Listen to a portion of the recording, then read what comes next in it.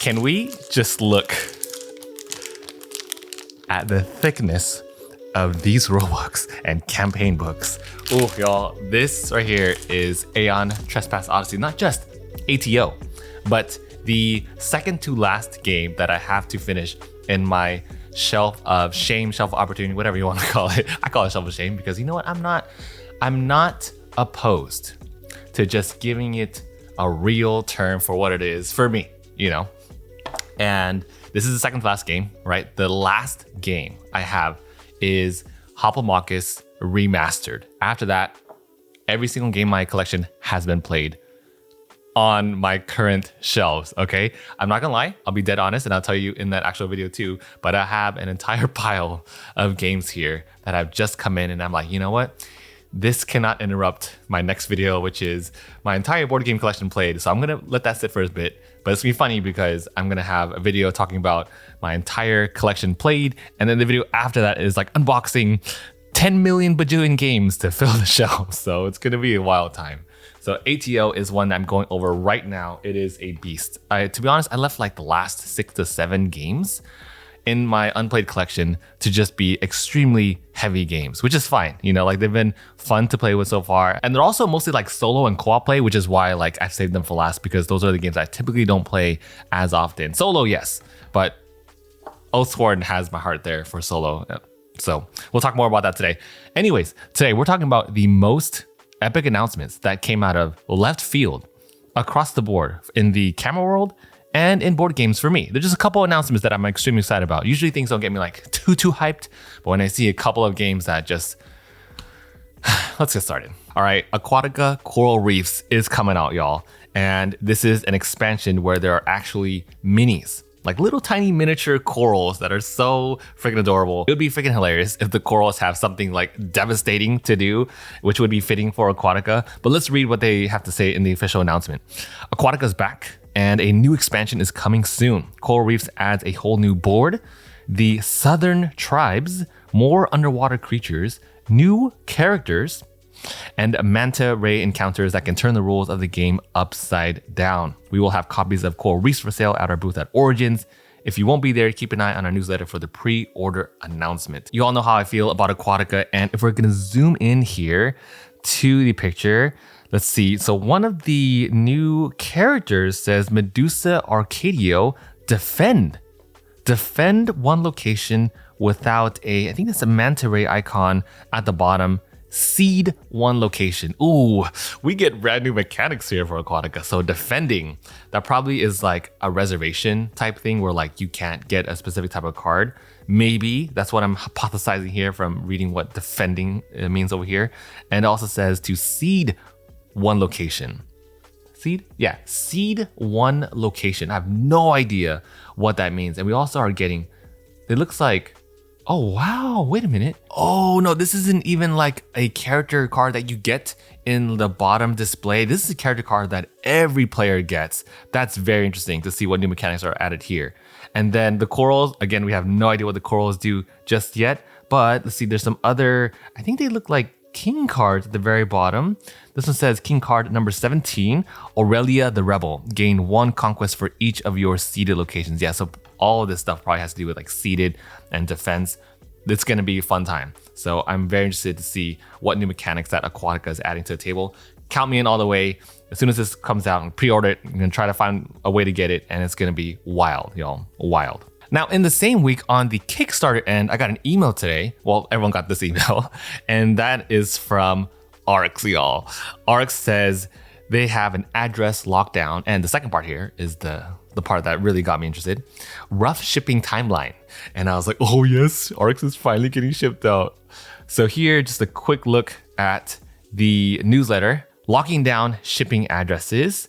And for shipping, well, I'm gonna look in North America from where I am based. I just wanna point out one main thing here, and that is fulfillment will be going on for several weeks. And we'll provide updates as shipping progresses. Tracking, y'all. The magical T word will be provided. That right there is what I'm here for. So I can't believe Arx is finally here. I feel like I've been talking about Arx for a very, very long time. And ever since like my first anticipation from it from like Gen Con, I don't know, it was last year or 2 years ago. And then now after backing and playing it, at least the digital prototype, all the way up till now. I'm so excited for Leader Games' next title, and I heard there were many changes for this one. So I can't wait to dive into space-themed combat for this one. Alongside Andromeda's Edge, of course. It is, like I said, it's the year of space-themed games, y'all. It is the year for space-themed games. All right, now, Wolfpack, I actually haven't talked about cameras for a long time in this channel, or gear in general, but I'm gonna do like a gear update video in a bit. Anyways, I usually don't get too excited about gear either because like, I feel like I have what I need, and a lot of the new stuff that comes out isn't something that is a game changer. This is different. And even though it wasn't really like an announcement, like we didn't get much more information that we didn't already know, but still just seeing it and seeing it make it an official headline was what really got me excited about it. And that is the Canon EOS R1 is in production, and it has autofocus and all the things. So Canon was extremely vague, but they finally announced a camera that I definitely want to get my hands on, especially at the point where I am now. So when I first started, I started with the 80D, it was the entry-level camera, and the camera after that, I saved up literally everything for it for 2 years before I could get the 1DX Mark II, and it was used for $4,000 back in 2019, I think. And that was $4,000 back then, which is now probably like $6,000 used, y'all, used. So that was like my first ever professional camera. And even though we got an update for it with the Canon 1DX Mark III series and the R3, it just wasn't like the main body like the 1DX was. Like, yes, we do have the 1DX Mark III updated, but there were just a lot of features in there that just wasn't as thrilling, especially now since that everything has moved over to a mirrorless system. And like the speed that you get is just, the Mark III wasn't something that I ended up getting at all, or even being excited about it, because a lot of those features were missing, and it just wasn't worth the upgrade from the R5, which I'm using now. The R5 Mark II, also something that I can't wait for, especially if we get like a better backlight sensor, because it really suffers in low light. Long story short, the R1 is pretty much like the big headliner for Canon that I've been waiting for, that many people have been waiting for, not just me, of course. Everyone has been waiting for the R1. So when that body comes out, it's going to be like it was going to be like me saving up for the 1DX Mark II like 4 years ago for me. Like, that's the same feeling of this camera. So it is going to be a more practical camera. You'll see in a couple upcoming vlogs what I mean by practical, because there is a dream camera that I've been eyeing for a very long time, is the Q3, like a Q3. And even though that's going to be really fun to use, like for fun and also for work, this is definitely more a like practical use camera. Like, I'm going to need this for work, for commercial filming, and for all the stuff that we're going to be doing this year. So when the R1 comes out, hopefully I got enough money saved up for then. And then, now we're saving the best for last. This right here is my favorite announcement of the week. And by the way, none of this is sponsored, okay? This is just out of the blue casual vlog video that I wanted to make to just share this excitement with you all. This game is called Avalon: The Riven Veil. Now, I did hear a sneak peek of it at Gen Con. I think it was last year, 2 years ago. I don't remember. Time just flies by me. But at Gen Con, they had a poster of it. And as soon as I saw, of course, it was Shadowborn Games' next title, then I was like, what is this? Oathsworn, one of my favorite games of all time. And of course, if Shadowborn Games is going to make a brand new title, like, I'm in for it, The storytelling, the combat, like everything about Oathsworn is just next level. So I am deeply invested to find out what they're gonna do next. And this is that announcement. So first off, let's talk about the title, okay? Avalon: The Riven Veil. I don't know what it is. This is just me. But do they come up with like the most classiest titles, all right? Oathsworn, Shadowborn, Avalon, The Riven Veil. Like, all of these are such classy names. Yes, I'm a fan. But still, don't you agree? Because like, these are really epic names that I wish I could come up for stuff that I make, right? Even though I don't make anything like for product wise, but still, like, if I ever to make a product, like, I want to be able to name stuff like this, because this stuff is just so captivating and it just sounds so badass, and I just can't deal with the titles of all their stuff. Now, for their description of what it is, let's go ahead and read through it together. Arthur and Mordred fell at Camlan Field. Arthur's body has been taken to Avalon and unknown to the Fae. Mordred followed, for the shattered son of King Arthur is not dead. By way of forbidden lore, his body endured the wounds of Excalibur, the legendary sword, and followed along the hidden ways to Avalon.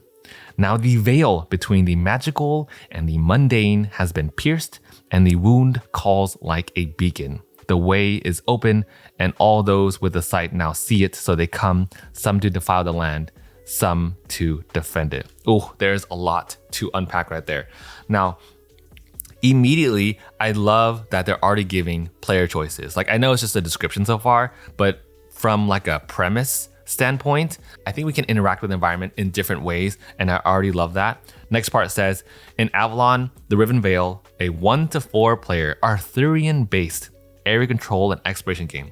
See that right there? Area control, Arthurian theme. I'm already back in the game. Area control, like I have entire, what, 1, 2, 3, 4, like 5 shelves worth of area control games. But this, I know this is gonna be next level.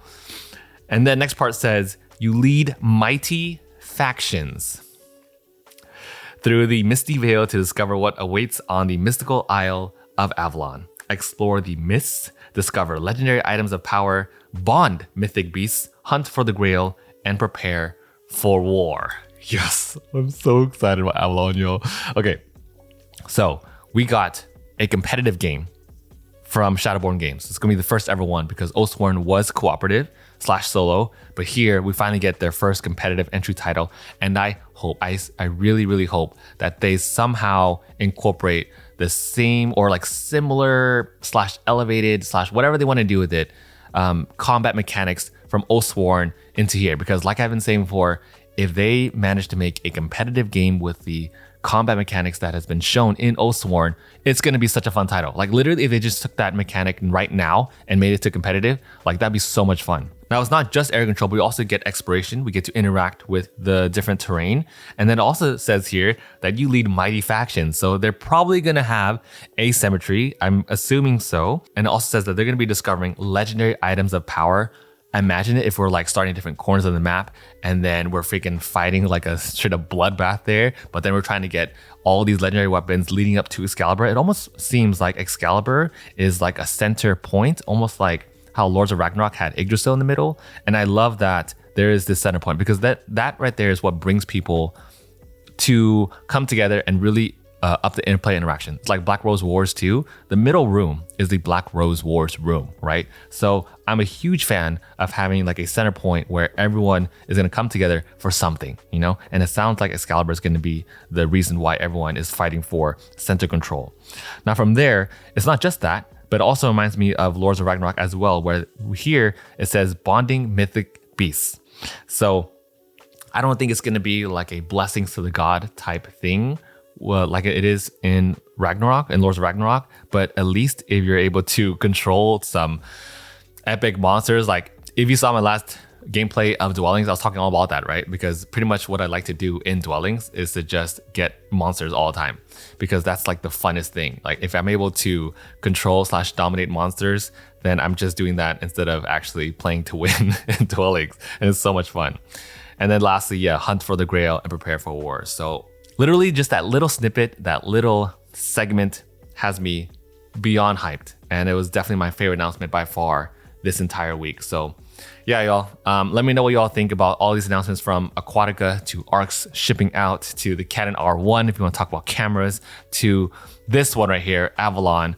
Let me know which one you are going to be like getting / pre-ordering / more interested in overall, because I would love to hear your thoughts and talk about this with you all down in the comments below. The timing is crazy, okay? Because these are all games from my top 5 board games of all time list, all in 1 week, right? Aquatica, Root / the next one for ARCs, Oathsworn. Like these are all heavy hitters from my favorite games of all time, and all of them dropping the same week. I was over the moon sweet. That's why I just had to make this video sharing my excitement with you all, and just so stoked to find out more about all of them. But yeah, thank you all so much for watching, for hanging out with me as we talk about all these fun games today. I'm gonna get back into learning ATO. Maybe it'll probably take me like 2 or 3 more days to learn this game. And yeah, thanks for hanging out. And if you made it here to the very, very end, comment Excalibur, because that right there is my most intriguing thing that I want to see what Avalon is hunting for. Like, what is Excalibur? What's the whole center point controlling region? I want to know. I will see you all in the next one.